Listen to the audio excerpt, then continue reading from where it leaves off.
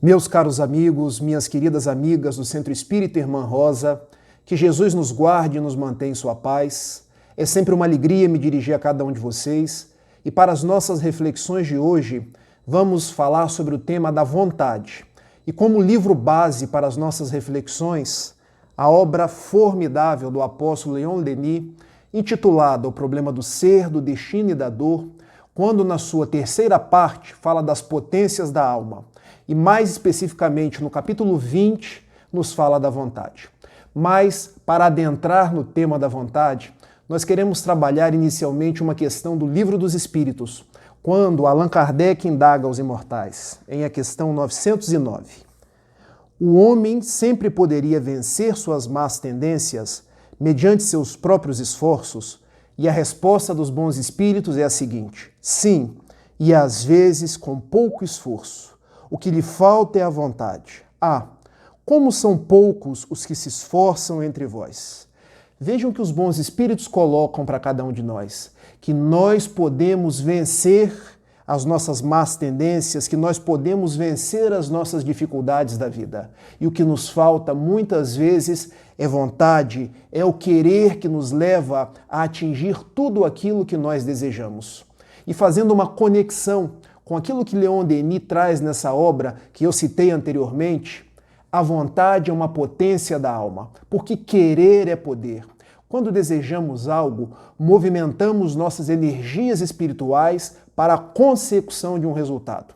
É bem verdade que nem sempre lograremos conquistar aquilo que é o objeto dos nossos desejos. Há uma conjugação de fatores para que o que desejamos chegue até nós. A vontade de um Pai de misericórdia e amor e o nosso merecimento. Mas sem a nossa vontade, é bem certo que não conseguiremos chegar a qualquer lugar. Não conseguiremos atingir os objetivos. Então, vamos refletir naquilo que Leon Denis traz para os nossos corações. E a didática que vamos fazer é a seguinte: vamos extrair algumas citações e eu peço permissão para ler, porque aí fica bem fidedigno aquilo que é trazido no livro, e depois a gente parte para os comentários. E o primeiro trecho que eu quero ler é o seguinte: as causas da felicidade não se acham em lugares determinados no espaço, estão em nós, nas profundezas misteriosas da alma. Observem, as causas da felicidade não se acham em lugares circunscritos no espaço. O que Leon Denis quis dizer quando nos diz assim ao coração? Que não existe um céu ou não existe um inferno circunscrito. Que nós podemos, com a utilização da nossa vontade, vivenciar esse céu, ou se não, se somos pessoas más, se somos pessoas que nos agarramos aos vícios, podemos desde já estar vivenciando o inferno. Ou seja, o que faz toda a diferença na nossa vida é a vontade que nos leva a fazer o bem, a experimentar as boas obras, a fazer a caridade para com as outras pessoas, porque não existe esse lugar circunscrito a que denominamos céu e que muitas das religiões tradicionais, e aqui eu digo sem qualquer tipo de julgamento, porque até os meus 18 anos de idade eu católico era, mas aprendi ter em mente de que eu posso, desde hoje, a partir da utilização da minha vontade, sobretudo das minhas obras, vivenciar o inferno se eu não ajo de acordo com a vontade do Pai e das leis morais, ou vivenciar o próprio céu.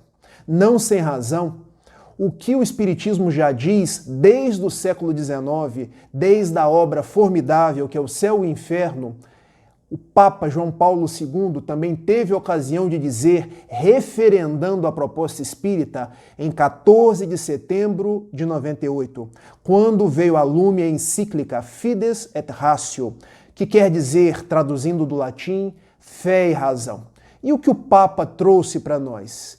Que, na verdade, a fé e a razão são as duas asas pelas quais nós nos elevamos ao conhecimento das coisas celestes, ao conhecimento do reino de Deus, que fé e razão seriam os móveis para entender o Evangelho de Jesus. E num determinado momento dessa encíclica, o que é complementado em considerações posteriores do Papa, ele vem a ratificar aquilo que o Espiritismo já nos diz desde o século XIX e também o que Leon Denis nos diz nesta obra, O Problema do Ser, do Destino e da Dor, quando nos fala da vontade, de que não existe um céu onde as pessoas que praticam o bem durante toda a vida vai, aquele lugar circunscrito, aquele lugar de um Deus de barbas brancas, que tem ao seu lado anjos e querubins, e nós ficaremos ali naquela contemplação infinita. Na verdade, o que existe são estados conscienciais. É a alma que se inclina a fazer o bem e vai vivendo o céu a todo instante. E, igualmente, partindo da premissa contrária, a alma que não se dedica ao bem, a alma que não age de acordo com as leis de Deus, ela já vive o seu inferno desde o momento atual, sem precisar desencarnar e ir para aquele lugar que nós conhecemos, onde existe um diabo com chifres, com cauda, com o tridente, naquelas que seriam consideradas as fornalhas infinitas. E o que há de especial quando lembramos essa frase, esse livro de Leon Denis? Que o componente para nós vivenciarmos esse bem e fazermos esse bem é a vontade. E tudo isso está ao nosso alcance, porque ninguém consegue agir sem que isso nasça no interior de nós mesmos, para que as nossas mãos obrem antes desse agir se fazer no mundo, nós elaboramos isso no nosso consciente, nos nossos pensamentos. Daí surge a vontade direcionando os nossos passos e construindo a nossa aventura ou a nossa desventura. Daí a vontade de ser uma potência da alma. Por que uma potência? Porque ela é capaz de gerar sombras ou de gerar luz. Esse, então, é o primeiro trecho que eu queria destacar para as nossas reflexões. E o segundo trecho é o seguinte: é na vida íntima, no desabrochar de nossas potências, de nossas faculdades, de nossas virtudes, que está o manancial das felicidades futuras. Ou seja, nós não devemos buscar fora a nossa felicidade futura, mas nós devemos buscar dentro. Nós não conseguimos corrigir o que está exterior. A nossa grande proposta é lançar essas sondas para o nosso interior, na tarefa de autodescobrimento, na tarefa de autotransformação, porque o mundo que queremos ver por fora, a alegria que queremos enxergar nos outros, enxergar na vida, ela começa no íntimo de nós mesmos. Não sem razão, quando enunciou o Sermão da Montanha, Jesus teve a ocasião de nos dizer, lá no Evangelho de Mateus, capítulo 6, se os teus olhos forem bons, todo o teu corpo terá luz. Porque a diferença não está no mundo, não está nas pessoas, a diferença está em nós. A diferença está daquilo que vai no nosso interior. Porque se os nossos olhos forem bons, nós vemos o lado bom das pessoas, nós vemos o lado bom do mundo, nós conseguimos adotar a postura construtivista, a postura de quem está a cada dia, a cada momento, colorindo os próprios passos, ao invés de ficar na postura da reclamação, na postura da queixa, na postura de quem senta e vê o mundo passar. Nós passamos a nos tornar artífices da própria aventura. Quando trabalhamos potência da alma, o grande aprendizado que nós desejamos ter é que nós somos os artífices da nossa própria aventura. Potência é isso, a vontade que constrói, a vontade que nos diferencia pelos palcos do mundo. E não sem razão, quando relembramos o Evangelho de Jesus, lá em Mateus capítulo 13, ele também nos fala que o reino dos céus não se dá com aparências exteriores, mas o reino dos céus está dentro de nós. E eu admito que durante muito tempo eu tive dificuldades em entender esse trecho do Evangelho. Mas com o tempo de reflexões espíritas, de estudos, onde, trocando ideias com outras pessoas, eu pude meditar. Porque veja a forma como Jesus falava e se manifestava. Era uma forma simbólica, era uma forma alegórica, era uma forma que respeitava os tempos, os lugares e as pessoas com as quais ele se relacionava. E tudo isso está constante em a questão 627 do Livro dos Espíritos, quando nos diz que Jesus utilizava as metáforas para se fazer entendido pelas pessoas com as quais ele conversava. Então vejamos que a palavra mais utilizada no Evangelho, nos evangelhos que nós conhecemos, os 4 evangelistas, Mateus, Marcos, Lucas e João, é a palavra reino dos céus, que é muito utilizada em Mateus, e reino de Deus, que é utilizada mais em Marcos, Lucas e João. E o que quer dizer essa palavra? Quer dizer o estado da alma pacificada após o seu carreiro de depurações. Conforme os nossos irmãos das religiões tradicionais, seria o céu. Mas nós sabemos que não existe uma única vida, que nós somos herdeiros de nós mesmos e que nós caminhamos por múltiplas existências. E que só ao cabo dessas múltiplas existências, onde nós evoluímos moralmente e intelectualmente, é que nós conseguiremos lograr esse reino dos céus. Mas o fato mais curioso é que Jesus falava que o reino dos céus está dentro de nós, não estava fora. E olha a forma que ele conversava com o agricultor. Ele dizia que o agricultor era aquele que jogava a semente no campo. E depois ele conta a parábola do joio e do trigo, quando o joio cresce junto com o trigo, mas espera-se que o joio cresça e só ao final que ele seja amarrado em molhos para que não mate o trigo no seu processo de crescimento. Mas o desenvolvimento da parábola não nos é interessante aqui nesse momento. Podemos comentar essa parábola num outro estudo. O que é importante sobre essa parábola é a semente que o agricultor jogava no campo para fazer brotar, para fazer nascer o trigo. Meus irmãos, raciocinem comigo aqui agora. A semente a gente joga onde? Joga dentro, joga no seio, joga no recôndito da terra. A semente está dentro ou está fora? Está dentro. Ou seja, o reino de Deus está dentro de nós, assim como a semente está dentro do campo. E Jesus, para que fosse entendido pelo agricultor, falava através da parábola da semente. Mas quando ele conversava com a mulher, como é que ele falava?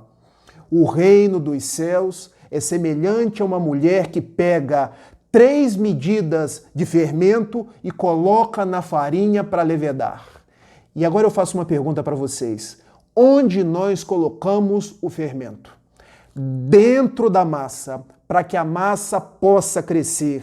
E como Jesus conversava com a mulher, de uma forma que ela pudesse entender, utilizando-se dos aparatos domésticos, das coisas da cozinha, mas o que nós precisamos pescar nesse instante é que, uma vez mais, o fermento estava dentro, assim como o reino de Deus está dentro de nós, não está em aparências exteriores. E quando Jesus conversa com o comerciante, ele vem e diz que o reino dos céus é tal qual o comerciante que comerciava pérolas e, achando uma pérola de grande valor, ele vai, vende tudo o que tem e compra aquela pérola. E agora eu faço uma pergunta para vocês. Onde que nasce a pérola? Na verdade, onde que nós conseguimos extrair a pérola? Da ostra. A pérola nasce da dor da ostra. E a pérola fica onde? Dentro ou fora da ostra? Fica dentro da ostra. Mais uma vez, Jesus conversa com o comerciante, falando de acordo com a linguagem dele, traduzindo para cada um de nós que o reino de Deus está dentro, não está fora. E quando ele conversa com o pescador, ele fala que o reino dos céus é semelhante ao homem que foi pescar. atirou as suas redes e elas voltaram cheias. E o pescador separou os peixes grandes dos peixes pequenos. Os grandes ele levou para casa e os pequenos ele devolveu para que pudessem crescer. E agora eu pergunto para vocês, a rede é lançada onde? Dentro ou fora do mar? Dentro. E uma vez mais, Jesus conversa com o pescador, utilizando-se dos símbolos, dos instrumentos, daquilo que era utilizado pelo pescador. Ou seja, Jesus falava de uma forma metafórica, parabólica, para que os homens daquela época pudessem entender e para que ao transcorrer dos tempos, aquelas mensagens ainda se tornassem inteligíveis por nós. Mas a grande essência de todos esses ensinamentos é, tanto para o agricultor que jogava a semente dentro, a mulher que colocava o fermento dentro da massa, o comerciante que extraía a pérola que vem de dentro da ostra e o pescador que lançava a rede dentro do mar, Jesus estava querendo nos dizer que o reino dos céus está dentro de nós. E agora a gente faz o link com o que Leon Denis diz nessa obra aqui. O problema do ser, do destino, da dor, na sua terceira parte, capítulo 20, quando nos fala da vontade. Porque é na vida íntima, no desabrochar de nossas potências, de nossas faculdades, de nossas virtudes, que está o manancial das felicidades futuras. Então não adianta procurar fora a nossa felicidade, porque a nossa felicidade está dentro. Não sem razão, em A Questão 621, Allan Kardec indaga aos imortais: onde está escrita a lei de Deus? Na consciência. Ou seja, a consciência está dentro ou está fora? Está dentro. E vocês poderiam perguntar assim, mas e os livros sagrados que nós temos? O Evangelho segundo o Espiritismo, o Corão, o Bhagavad Gita são lembretes, são profetas, são homens que vieram para escrever, para nos lembrar daquilo que há dentro de nós, na nossa consciência. É como se fosse post-its que Deus nos manda para nós rememorarmos o que já há dentro de nós. E se fizermos ainda uma outra vinculação também com a doutrina espírita, com a questão 919 do Livro dos Espíritos, quando Kardec indaga aos imortais: qual o meio prático mais eficaz de evoluir nessa vida, de ser feliz nessa vida e de resistir à tentação do mal? Um sábio da antiguidade já vos disse: conhece-te a ti mesmo, porque o reino dos céus, a vossa felicidade, está dentro de você. E é nessa tarefa de nos conhecer que nós vamos encontrar o reino dos céus. Porque o reino dos céus é depois que nós mergulhamos as nossas sondas e passamos a transformar vícios em virtudes. E se nós já temos algumas virtudes e devemos reconhecê-las, nós devemos ratificar essas virtudes. Então agora, congregando o que nos diz Jesus, o que nos diz o Livro dos Espíritos e o que nos diz Leon Denis, é que nós entendemos que a nossa felicidade não é mudar o outro, não é mudar o mundo, mas mudar a nós mesmos, porque mudando a nós mesmos pela ação da nossa vontade, nós servimos de exemplo para as outras pessoas, e mudando a nós mesmos, nós nos tornamos vetores para mudar o mundo. Daí a grande proposta é exercermos essa potência da alma chamada vontade para mergulhar no nosso íntimo, achar o reino de Deus e poder frutificar em valores nobres que me propiciarão na tarefa de fazer o mundo melhor. É essa a proposta do apóstolo Leon Denis aos nossos corações. E o tempo voa, porque se parece um desafio falar 1 hora, falar 30 minutos também é. Porque se a gente tem que estender para falar 1 hora, para falar 30 minutos, a gente tem que exercitar a objetividade, o dinamismo e ser sucinto. E eu quero destacar mais um trecho do livro para que a gente possa refletir. E agora o trecho que eu destaco, na minha concepção, é o mais bonito, porque os anteriores também o são. Querer é poder. O poder da vontade é ilimitado. O homem, consciente de si mesmo, de seus recursos latentes, sente crescer em suas forças na razão dos esforços. Ou seja, a vontade é uma potência da alma, porque tudo que nós queremos, se nos esforçarmos, se conjugarmos a bondade e a misericórdia de Deus, fizermos por merecer, nós conseguiremos. Nós só conseguiremos passar no vestibular se nós estudarmos e tivermos vontade. Nós só conseguiremos recuperar o nosso emprego nesses dias de dificuldade se nós nos esforçarmos, se nós fizermos por onde, se nós nos dedicarmos a sermos bons empregados, pessoas que exercem o seu labor. É pelo exemplo da nossa vontade, pela dignidade da nossa vida, que nós nos fazemos bons pais, boas mães, bons membros da sociedade, que nós podemos vencer as nossas mazelas, as nossas sombras e exercitar tudo aquilo que podemos no mundo. É bem certo que as pessoas nos dias de hoje acham que querer é poder para ganhar na loteria, para ter coisas e status no mundo, mas não é essa a proposta do apóstolo Leon Denis, porque as maiores revoluções do querer que nós fazemos são nas arenas íntimas, não são nas arenas externas, porque será que seremos felizes se ganharmos na loteria, se tivermos o carro do ano, se tivermos um posto de destaque, se tivermos a condição de dominar pessoas? Isso não é o mais importante. O mais importante é quando exercitamos esse querer para domar a nossa impaciência. Como somos impacientes? Exercitar esse querer, essa vontade para vencer o nosso egoísmo. Como ainda agimos no mundo, dizendo e agindo, se a farinha é pouca, o meu pirão primeiro. Exercitar esse querer, essa vontade para vencer o nosso orgulho.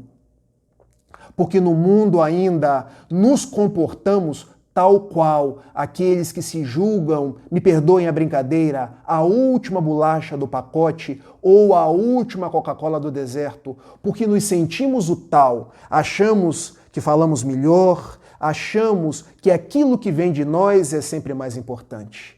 Daí, a vontade deve ser exercida por inclinar nós mesmos àquilo que Deus espera de nós. Não sem razão, Francisco de Assis, quando ia fazer as suas orações, ele pedia: Senhor, fazei-me um instrumento da tua paz, o exercício do querer, da vontade, dos pensamentos para um ideal nobre, mas que se cumpra conforme a sua providência e não a minha, porque muitas vezes eu não sei o que eu desejo para a minha vida. Eu quero terminar essa nossa conversa de hoje porque não me sinto na condição de um palestrante. Me sinto na condição de quem conversa, de quem traz mensagens de esperança, de quem traz mensagens de força, de fé nesses dias complicados que nós estamos passando. Falando do próprio escritor do livro, que é Leon Denis. Porque muitos sabem dos livros de Leon Denis. O problema do ser, do destino, da dor. No Invisível, quando ele nos fala de mediunidade, o grande enigma, quando ele conversa sobre grandes questões espirituais aos nossos corações, Depois da Morte, que foi o livro que trouxe às hostes espíritas Eurípides Barçanufo e outros tantos livros, mas Leon Denis, que nasceu em 1º de janeiro de 1846 no interior da França, numa cidadezinha chamada Foug, que era nos arredores de Tours, onde ele veio a desencarnar em 12 de abril de 1927. Filho de pais pobres. E eu faço questão de dizer qual era a profissão dos seus pais, porque o seu pai era pedreiro e a sua mãe era camponesa. E desde os 11 anos de idade, Leon Denis teve que trabalhar. Não tinha tempo nem condições financeiras para estudar. Tornou-se um autodidata. Teve que vencer as inúmeras dificuldades da sua vida, mas é hoje aquele que o livro Obras Póstumas nos traz ao coração que se Kardec não tivesse dado conta, mas a gente sabe que daria, da propagação de ser o codificador do Espiritismo, Leon Denis estaria pronto. Porque Leon Denis é hoje reconhecido não só como um grande orador, como um grande escritor, mas alguém que estaria pronto para ser o codificador se Allan Kardec não o pudesse. Então ele venceu a miséria, venceu as dificuldades econômicas, trabalhou desde cedo, mas também há uma dificuldade em sua vida que poucos de nós conhecem. Desde tenra idade ele tinha grandes problemas visuais, que foram se agravando até que no ano de 1910, ele desencarnou em 1927. Ele já estava completamente cego. E vocês acham que ele reclamou? E vocês acham que ele ficou melindrado, parou de escrever, parou de dar conta de suas atividades? Não. Ele aprendeu o Braille e continuou as suas leituras, continuou os seus escritos, continuou como sendo o mestre Leon Denis, como nós hoje o conhecemos, o apóstolo do Espiritismo. E dedicamos a ele, no final dessa página, no final dessa conversa de hoje, que falamos sobre a vontade, falamos sobre a força do querer, o exemplo de quem soube vencer, não no mundo, porque ele não teve nenhum posto de destaque, porque ele não teve nenhum ganho material, mas foi uma alma que fez uma verdadeira revolução interna e nos deixou este livro notável com estas passagens que eu narrei para cada um de vocês e ainda uma outra passagem que eu quero deixar no final das nossas considerações, quando ele diz assim: não há alma que não possa renascer, fazendo brotar novas frutescências. Meus amigos, que neste momento estão me ouvindo nesta nossa conversa. Todos nós podemos renascer. Erramos muito? Erramos. Mas a misericórdia de Deus nos levanta. Estamos com dificuldades econômicas, com dificuldades de saúde, com as mais variadas dificuldades, mas com a força da nossa vontade e com a força da misericórdia de Deus, com a presença dos bons espíritos ao nosso lado, nós podemos seguir em frente. Pensemos nisso, não desistamos nunca, porque ao nosso lado estão aqueles que esperam que nós possamos dar o primeiro passo, porque eles secundarão os nossos esforços. Eu quero terminar essa nossa conversa dizendo a cada um de vocês que os dias continuam difíceis. Os dias ainda são de pandemia do coronavírus, os dias ainda são de recolhimento para alguns dentro dos seus lares, mas a nossa vontade nesse instante deve ser exercitada na compreensão da misericórdia de Deus. Deve ser exercitada em direção à coragem de seguir em frente, sem lamentar, sem reclamar. A nossa vontade deve ser exercitada no intuito de agasalhar, de acolher outras pessoas que não têm a mesma fibra moral que nós. A nossa vontade deve ser exercitada no intuito de fortalecer a nossa fé. Não uma fé que apenas acredita, mas uma fé que tem certeza de que não cai uma folha de uma árvore sem que seja da vontade de Deus. E que se a vacina ainda não chegou, ela vai chegar. E aquilo que hoje nós chamamos de um novo normal é uma nova proposta de Deus para que nós aprendamos novas formas de viver no mundo, aprendamos novas formas de ser fraterno, de nos relacionarmos uns com os outros e de exercitar a nossa vontade na direção do bem. Há um soneto da benfeitora Alta de Souza, quando ela, dirigindo-nos uma mensagem fraterna, falando sobre vontade, falando sobre o poder da fé, ela nos diz assim: meu amigo, tuas preces mais singelas são ouvidas no espaço ilimitado, mas sei que às vezes choras consternado ante o silêncio da força que interpelas. Volve ao teu templo interno e abandonado, a mais alta de todas as capelas, e as respostas mais lúcidas e belas hão de trazer-te alegre e deslumbrado. Escuta o teu coração em cada prece. Deus responde em ti mesmo e te esclarece sob a força eterna da consolação. Descobrirás que a dor que te dominas, sob a linguagem pura e peregrina da voz de Deus em luz de redenção. Que Jesus nos abençoe hoje e sempre. Um grande abraço e tchau, tchau. Continuemos no nosso estudo, que a companheira Vânia vai fazer a oração final e magnetizar a água. Até a próxima.